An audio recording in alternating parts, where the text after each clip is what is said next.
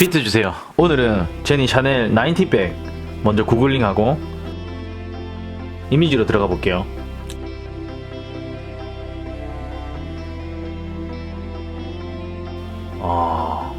퀼팅이 생각보다 큽니다. 그쵸? 네. 지드래곤도 사용하네요. 많은 셀럽들이 이용하는 가방이에요. 외국 분들도 많이 사용하거든요. 자, 사이즈 체크 시작해 볼게요. 먼저 일러스트를 실행을 시킬게요. 세로 만들기, 인쇄, 픽셀에서 밀리미터로 변경시키고 만들기. 자, 먼저 사각형을 한번 만들어 볼게요.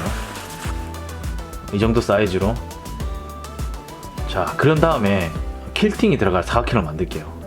이렇게 눕히고 한 45도로 눕힐게요. 이 기능을 제가 모를 때는 어떻게 했냐면은 막 이렇게 사각형을 여러 개 붙여가지고 비율도 좀 줄여봤다가 또 안 맞으면 다시 사각형 크기를 줄였다가 막 이렇게 작업을 했거든요. 그러니까 정신건강이 엄청 어렵더라고요. 그래서 새로운 기능을 알았습니다. 잘 보세요. 사각형 클릭, 이 정도 사이즈로 만들어주고 이 정도로 세워줄게요.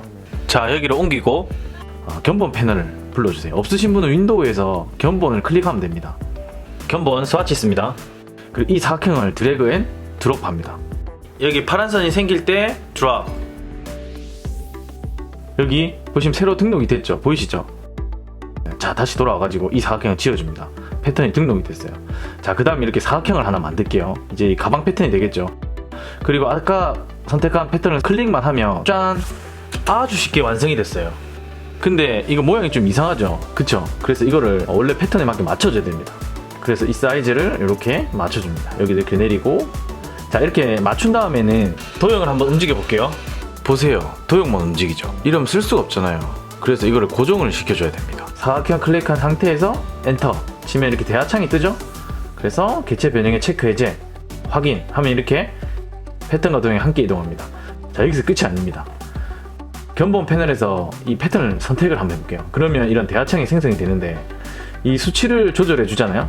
그러면 패턴 간의 거리를 아주 손쉽게 조절할 수 있어요. 정신건강이 엄청 좋아진 느낌이죠. 여기서 끝이 아니에요. 툴에서 회전 도구 우클릭하시면 크기 조절 도구를 선택한 다음에 엔터. 아, 깜짝이야.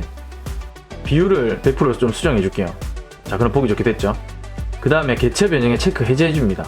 자, 그리고 비율을 조절해 보세요. 보이시죠? 원하는 패턴의 크기를 자유롭게 조절할 수가 있습니다. 확인. 이러면 끝이에요. 장난 아니죠?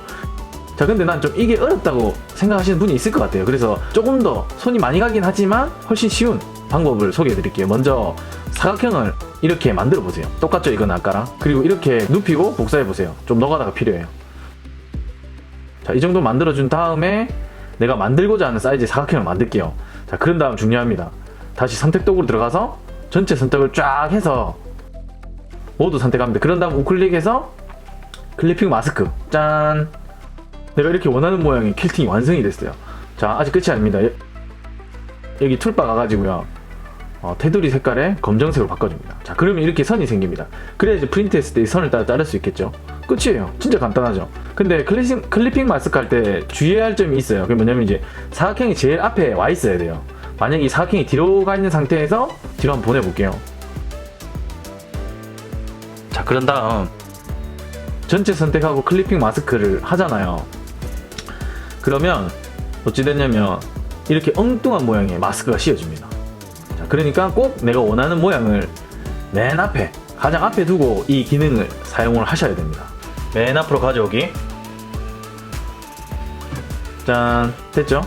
그 다음에 테두리를 만들어주면 됩니다. 이 복잡한 패턴을 5분 만에 만들었어요. 이래서 사람은 도구를 쓸 줄 알아야 돼요. 호모 파베르. 좋아요, 구독 부탁드릴게요.